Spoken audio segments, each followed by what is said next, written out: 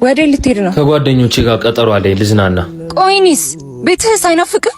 አሁን ከስራ መታውን የምትወጣ ወይ መናፍቅ።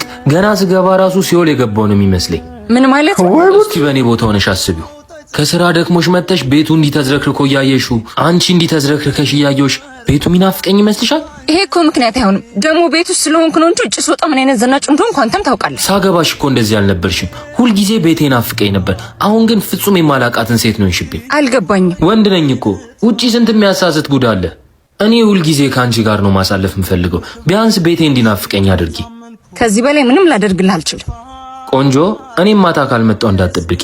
እንግዲያውስ ማታ ልንገናኝ ስለምንችል እንዳይደብርህ ሞክሪውና ያኔ መጨረሻችን ነው የሚሆነው።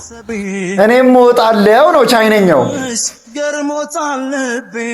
ምንድነው አሁን እዚህ ጋር ግን ችግሩ? እሷ ቤት ውስጥ ስንት ስራ ይኖርባታል ምናምን። ለምንድን ነው ግን አንዳንድ ሰው ማይገባኝ?